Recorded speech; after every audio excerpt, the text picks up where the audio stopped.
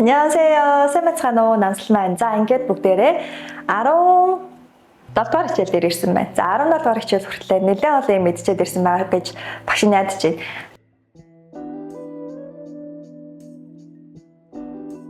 За ингээд 17 дугаар хичээл дээр нь багш нь бэлэг одоо зөвлөж өгөх. Одоо чи юм ингэж авал болох юм биш үү? Нэтрэ гэсэн одоо тийм хичээлийг орох гэж байна.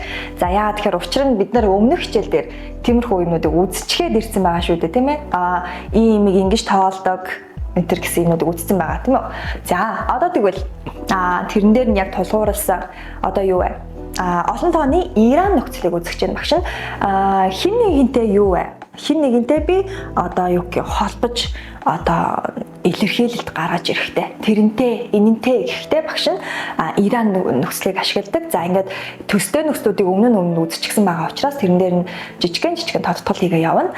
За цаашаа гоо буюу одоо цагийн хэллэгүүд байгаа. За гоо ингэж байна, тэгэж байна, хоол идэж байна, хичээл зааж байна гэх шигээр дандаа ийм одоо цагийн хэллэгүүдийг багш нь үзэж байна. За тэгээд хэн нэгнээс бид нэр бэлэг авахдаа юу вэ гэхээр энэс гэх шигээр бид нар ярьдаг шүү дээ. За яг тэрнтэй чи ижилхээ одоо би тэрнээс тэрэнд хинд хинээсийн гэх шиний ийм одоо нөхцлүүдийг үзнэ гэсэн.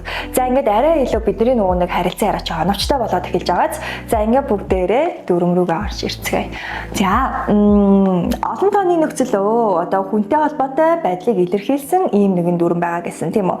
За тай гэсэн утгатай юм байна. Ямар тайч тийм ээ. За багш нь хаалтан дотор орчихсан байгаа одоо юу вэ? Гэдэг энэ нөхцөл маань ямар нэгэн одоо юу гэх багш нь тайлбар байхгүйгээр юу вэ? Гэгүүлэг чигшиг гэдгийг бид нар ялгаж чаддаг болсон байх шаардлагатай байгаа шүү дээ. Өмнөх видеод ер нь багш нь ярьчихсан байгаа. За хаалтан байх юм бол юу вэ? Гэгүүлэгчтэй тохиолдол дээр бид нар гаргаж ирээд нэмээд бичээрэглээд бичдэг. За гэгүүлэгчгүй тохиолдолд багш нь тэрийг нь хасаад шууд одоо юу вэ? Хойдлынхан дүрмийг ярих жишээтэйгээр цаашаа явна гэж хэлсэн байгаа тийм ээ. За одоо хэдүүлээ шаарэ да. 무엇을 샀어요? 무엇을 샀어요? юу хөдөлж авсан бэ гэсэн хэсэг байна тийм ээ. юу хөдөлж авсан бэ? За 생선이란 гэж орж иж байгаа. За 생선이랑 채소를 샀어요. За нэг гэсэндээ би энэ тохиолдолд за төстэй дүрм юу вэ? 과와 하고 энэ гэсэн дүрм байгаа шүү дээ. Тэрнтэйгээ төстэй ашиглаж байна. За юу вэ? Тэр болоод, энэ болоод гэсэн утга санааг илэрхийлдэг тийм үү? За тэрнтэй ижилхэн 생선, загас болон загас тэгээ дээрэс нь гээд одоо ингэж ярьж байгаа хэсэг байна. За тэгэмгүүтээ 채소 юу вэ? ногоо шүү дээ тий ногоо навчит ногоонуудыг 채소 гэдэг байна. За 채소를 샀어요 гэх шигээр орж ирж байна тийм үү. За тэгэхээр би загас болон юу вэ? Навчит ургамлыг авсан байна гэд ярьж байна тийм үү. За тэгэхээр би загастай навчийг авсан гэж орчуулсан ч болно гэсэн үг. За энэ дор юу гэж орж ирж байна? За 시장에 за зах руу энийг худалдаж авахар зах руу хинтээ явсан юм бэ гэж орж ирж байгаас 누구랑 같이 갔어요? 누구랑 같이 갔어요? За энэ тохиолдолд юу вэ гэхээр би одоо юу вэ? 와과 같이 буюу юу илээ хойноосоо тэрнтэй хамт гэсэн утга байгаа шүү дээ. За тэгэхээр би тэрнтэй хамт гэдэг үгийг энэ дээр байгаа шиг оруулж ирж бичнэ гэсэн. За 누구 гэдэг үг маань өөрөө доороо ямар нэгэн гэгүүлэгч хэрэглээгүй байгаа учраас юу вэ? шууд бид нэр ран гэдгийг залгасан байгааг анзаарч байна тийм үү? За тэгээд 친구랑 같이 갔어요. Би найзтайгаа хамт явсан юм аа. гэх тохиолдол байна гэсэн. За дараагийн дүрм маань ерөөхдөө одоо цагийн илрэл байгаа тийм ээ. Яг одоо миний хийж байгаа үйлдэлийг го итта гэдэг нөхцөл маань илэрхийлдэг. Жишээ нь юу илээ? Тэгж байна, ингэж байна гэсэн хэсэг шүү дээ. За тэгвэл хэдүүлээ жишээ өгнө харъя. 지금 무엇을 하고 있어요? 지금 무엇을 하고 있어요? юу илээ? одоо юу хийж байгаа юм бэ гэж ааз одоо юу хийж байгаа юм бэ? За тэгсэн чи юу гэж байна? 편지를 읽고 있어요. 편지를 읽고 있어요. юу вэ? захиаг би уншиж байна. захиа уншиж байна гэсэн хэсэг болчих тийм үү? За шууд ing хэсэгтэй ижилхэн ойлгогдно гэж ойлгох нь тийм ээ. За дараагийн хэсгийг харъя да. 뭐 하고 있었어요? 뭐 하고 있었어요? юу илээ? Өнгөрсөн цаг байгааз одоо оруулсан байна. За тэгэнгүүт та бид нэр 커피를 마시고 있었어요. 커피를 마시고 있었어요. Би өчигдөр ингээ явж исэн чинь чи тентхийн 커피숍од юу хийжсэн? Ингээд бид нэр асуудаг те. Яг тэрнтэй чи ижилхэн одоо юу вэ? Би ийм хийж ийн 커피를 마시고 있다. 커피 юу илээ? Би кофег ууж байна. Ууж байсан юм аа. Өнгөрсөн цаг байна тийм үү? Ууж байсан юм аа гэсэн хэсэг байна гэсэн үг. За тэгвэл би өнгөрсөн цаг дээр хүртэл энийгээ дөрмөө яах нь одоо цагийнх нь нөхцөлийг ашиглаж байна. Яа тэгэхээр би цаг хугацаанд ярьж байгаа учраас өмнө нь болчихсон үйлдэл. Гэхдээ би яг тэр хугацаанд би юу хийжсэн тэр зүйлээ хийж байсан юм а гэж бас яах нь ярьж болдог байх нэ гэдгийг багш нь хэлхийг хүссэн. За энэ дүрм дээр нь одоо юу вэ? Тэрэнд энэнд тэрнээс энээс гэсэн утга санааг илэрхийлдэг ийм дүрм байна гэсэн. За хинэнд хамааралтай одоо үйлдэлийг хийх үедээ бид нар яах нь өгүүлбэрт оруулж идэг байх нэ тийм ээ. За одоо хэдүүлээ яриа да. Өгүүлбэрт бид ямар нэгэн хин нэг 3 дахь ч этгээдэг би оруулж ирэх үедээ ерөнхийдөө хөвчлийг ярьдаг байх нэ тийм үү. За 이 옷을 누구에게 줄 거예요? юу вэ? Энэ хувцсыг хинд өгөх юм бэ? Хинд эгэ учраас тийм ээ. За энэ хувцсыг хинд өгөх юм бэ гэдэг хэлбэр орж ирж байна. За тэгвэл энэний доор нь юу вэ? 남자친구한테 нэг явсандаа би найз залуудаа болчоод хантай найз залуудаа 줄 거예요. өгөх болно гэж ярьж байгаа. За энэ тохиолдолд найз залуутайгаа би шууд өөрөө ярьж байгаа илүү үгүй байх нь тийм үү? 3 дахь читгэж болж орж иж байна гэсэн. Би хий нэг найз намайг ямар нэг одоо тийм хувц авахыг харсан байх нь тийм ээ. За тэгээд чи энийг хинд өгөх гэж байгаа гэсэн чи би найз залуудаа өгч байгаа 3 дахь читгээд рүү шууд автоматар оруулж ирдэг ийм дүрэн байна гэж ойлгож болно гэсэн үг. За эгэ гэж асуусан тохиолдолд хантай гэж бас хариулж болно гэсэн үг. Ягаад тэгэхээр энэ хоёрыг эгэ гэх юм бол эгэгээр нь хариулаарай, хантай гэх юм бол хантайгаар нь хариулаарай гэсэн бас яг эгэ гэж асуусан тохиолдолд бид нэг яг нөгөө төр нь хариулах гэдэг шүү дээ. Тэгэхээр эгэ гэж бас хэлж болно гэсэн. Тэгэхээр багш нь энэ дээр яг хантайг нь авсан гэхээр хоёулынгийн бас давхар бичиж болдог шүү гэдэг багш нь үзүүлэхийг хүссэн учраас хоёулыг нь аваад ирсэн байна. За түүний доор нь 이 가방은 누구한테서 받았어요. нэгэсэндээ юу илээ? авсан бэ. Тэгэхээр юу вэ? Аас дүр байгаас хойноос юу вэ? Сог ороод ирсэн байгаа учраас. За тэгэнгүүтээ би энэ цүнхийг болох гэдэгс 이 가방을 байвал илүү тохиромжтой. Одоо жишээлбэл энэ дээр нь багш нь 이 가방을 гэдэг доор нь илээр оруулж ирэх юм бол энэ цүнхийг гэдэг илүү тохиромжтой байна гэсэн үг. 이 가방을 누구에게서 гэх юм бол юу вэ? Чи энэ цүнхийг гэж орж ирж байгаа учраас. За тэгэхээр багшийнхаа энэ доор нь юу вэ? 일 гэж тавиад өгчөөрэй. За 이 가방을 болох нь 이 가방을 хинээс юу вэ? авсан юм бэ гэж тийм үү. За тэгсэн чи юу вэ? 남자친구에게서 받았어요. найз залуугаасаа би авсан юм аа. За нэгээс нь юу вэ? Маш олон баярууд болдог шүү дээ. Ялангуяа хосуудад аяг их далин болдог тийм ээ. Валентин, эмэгтэйчүүдийн баяр, эрэгтэйчүүдийн баяр гэх тийм ээ. За тэгэхээр тэрүүгээр ингээ хоорондоо бэлэг солилцдог шүү дээ. Яг тэрнтэй төстөгөөр одоо юу вэ? Аль хэзээ би одоо мартаар нэг мавчихсан. Тийм учраас би юм өгч байгаа гэдэг ч юм ийм байж болохоор байна. За тэгэхээр ингээ харилцан яриа үүсгэх боломжтой учраас та бүхэн шинэ үнүүдээр харилцан яриа үүсгээд үзээрэй. За тэгэхээр юу вэ? Энийг би найз залуугаас найз залуугаасаа авсан юм аа гэж орж ирнэ гэдгийг анзаарах нь. За тэгээд юу вэ? хантайсоо ялгаа байхгүй эгээсоо ижилхэн бичиж болно. Гэтэ хантайсоо авах юм бол хантайсоо гэж бичсэн ч болно гэсэн үг байна тийм ээ. За хэдүүлээ жишээ өгүүлбэр харъя. За багш нь энэ дээр хэд хэдэн жишээ өгүүлбэр авчирсан байна. За ялангуяа Солонгосын 5 сард маш олон баярууд болдог байгаа. За ингээд баяруудыг багш нь жоохон дурдж өгөхийг хүссэн. За 언제 선물을 하세요? хизээ бэлэг өгөх юм бэ гэж бод хизээ бэлгийг өгөх вэ гэж асууж байна. Тэгсэн чи юу вэ? 5월 5일 юу хэлээ дээр багш нь ярьжсэн шүү дээ. 5 сарын 5 маань 어른이 날 тийм ээ 어른이 날 5월 5일 어른이 날에 어른이 날에 동생에게 선물을 줄 거예요. 선물을 줄 거예요. би 5 сарын 5 хүүхдийн баяраар дүүдээ бэлэг өгөх болно. 맞죠? дүүдээ бэлэг өгөх болно. За тэгвэл 5월 8일인 байна тийм үү? За 5월 8일 юу вэ?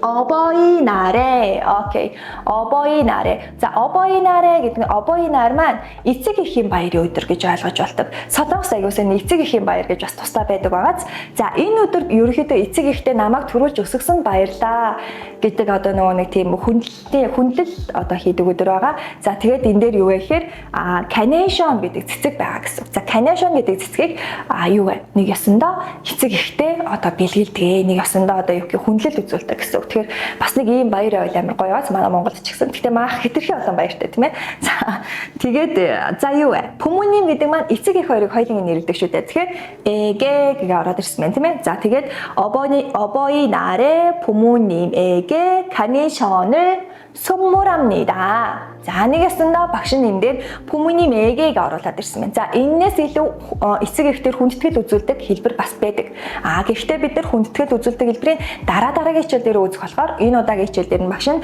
эгэ нөгөөх нь юу лээ хантай эгээс хантайсоо гэдэг үгийг тайлбарлах гэж байсан учраас багш нь ингээд аваад ирсэн байгаа шүү. Мэдж байгаа хүмүүс нь багш яагаад нэг буруу хийдэг юм бол гэж магадгүй байх нь тийм ээ. За тэгэхээр яах нь дараагийн хичээл дээр нь өргөжлүүлэх юм. За доотлын хэсгийг харъя да. 5월 15일에 5월 15일은 5 сарын 15-ны өдөр нь юу вэ?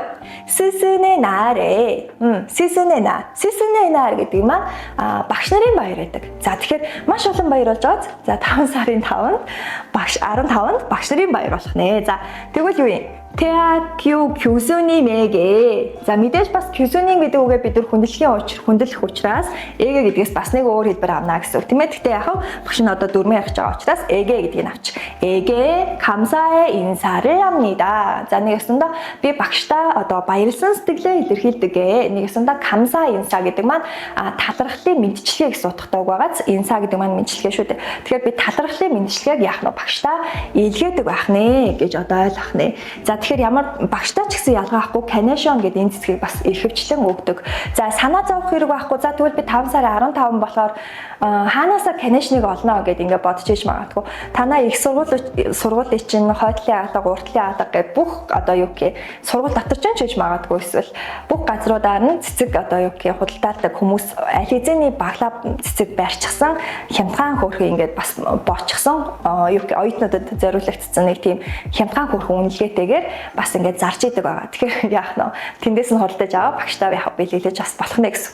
Тийм ээ.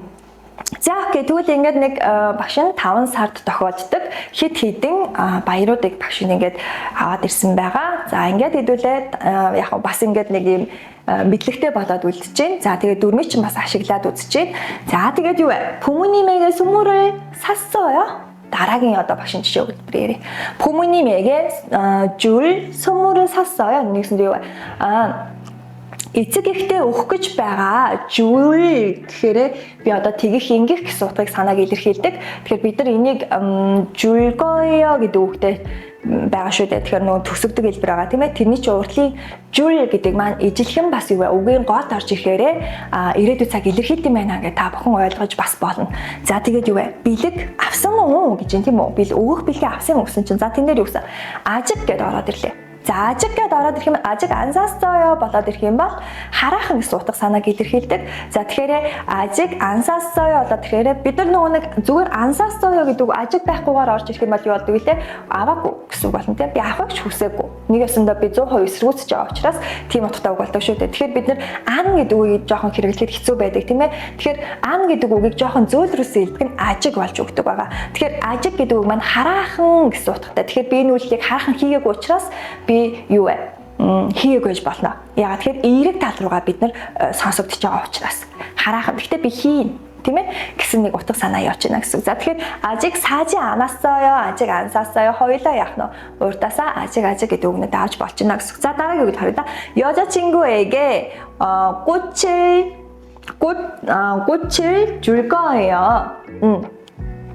найз охиндоо цэцэг өгөх болно. тийм ээ цэцэг өгөх болно. За тэгсэн чи юу вэ? 네. 하지만 өгөх юм уу гэж асуусан байна тийм үү? өгөх юм уу? 줄 거예요? өгөх юм уу? асуусан чинь тийм ээ өгнө. тийм ээ. 자 하지만 아직 안 샀어요. 아직 안 샀어요. нэгсэндээ юу вэ? дахиад нөгөө нэг 아직 ч орж ирж байна те. Би харах аваагүй байгаа. Тэгтээ би өгөх болно. Хин нэг нь сануулсан байна шүү дээ. Өгөх юм уу гэсэн чинь өгнө. Тэгтээ би харах аваагүй байна гэж бас яах нь ярьж болох нэ. За энэ хүртэл нь ерөөхдөө дөрмүүд нь окей юу. За багш нь ерөөхдөө нэлээд бас гайгүй дөрмүүд бэлдэж авчирсан байхаа гэж багш нь найдаж байна. За ингээ багш нь 3 дөрмөн дээр нь харилцан арай зохиогоод авчирсан байна. За хин нэг хэдүүлээ энэ удаад нь ямар нэг хин байхгүй. Зочин байхгүй. Ягаад тэр хин нэг бид нар одоо юу гэх их сургууль руу орох гэж байгаа. Одоо юу гэх ах нь их чинь болж байгаа байхгүй юу? За тэгээ дүүгээ их сургууль руу оруулах нэ тийм ээ. За 무슨 물건을 찾으세요? Ямар бараа сонирхож байгаа юм бэ? Ямар бараа хайж байгаа юм бэ гэж асуух нь тийм үү? За тэгсэн чи юу гэсэн? 입학 선물. 입학 선물을 보고 яаж ийн одоо харж байгаа гэдэг хэлгээд байгаа болохоор 있다 гэж хэлгээд байгаа шүү дээ. 있어요. 보고 있어요. 자, 입학 선물은 юу илээ? 입학 선물 있을 때 бэлэг. Одоо тэр хүүхэд маань энэ сургууль тэнцлээ. Би Ханьяангийн их сургууль тэнцлээ. Тийм бол юу вэ? Тэгвэл би дүүдээ ямар нэгэн бэлэг өгөх хэрэгтэй байна да. Энд ч өстө нэрээ мундаг сургууль шүү дээ. Магадгүй тэнцээд орсон байна гэд ингэдэг шүү дээ, тэ. Яг тэрнтэй чи ижилхэн бэлэг хайж гинэ гэсэн. За одоо бэлгээ хайсан. За тэгсэн чинь 누구 хинд өгөх гэж байгаа юм бэ, тийм ээ? 누구에게 선물할 거예요. 선물할 거예요. 자, 힘내. 누구대 의식 때 동생. 자, 동생에게. 자, 있는 어른들 왜? 한테 빼지 버튼 팀에. 자, 동생한테 선물할 거예요. 오고 봤나? 자, 그러면 가방을. 그러면 тэгвэл одоо нэг худалдагч чи одоо нэг юм шахах гэдэг штэ цаагаараа. За юу юм? тэгвэл цөөх өгөөрэй. За 가방을 선물하세요. 가방을 선물하세요. гэсэн чи юу вэ? 가방은 한 개 문어. нэг ширхэг гэж тоолох гэж байгаа учраас 한 개에 35,000원입니다. 35,000원입니다. 35,000가. зөвхөн 35,000 гэсэн тийм үү? За 힌토메노, 운테노. 자, 텍스트. 저 운동화는 얼마예요? 내겠습니다. 요. 틴다가 포즈칭 히디. мэдээж ингээд их сургуулийн оюутан хүүхэд чинь ингээд тэр чигээр нь кемпс дотор гуглдэл үүдээ те тэг хөлднийхтэй хүн пүүз авч өгье гэж бодсон байна ш тийм үү. За тэгэхээр энэ худалдаж авч байгаа хүн хэн бэ? Эрэгтэй хүн үү, эмэгтэй хүн үү? эрэгтэй юм шиг байгаа даас багш нь тэгж утсан. За тэгэхээр 저 운동화는 얼마예요? За тэр пүүз чинь хэд вэ гэж асуув. За тэр пүүз чинь хэд вэ? За тэгсэн чи юу вэ? 운동화는 гутлыг бид нар яаж тоолох вэ?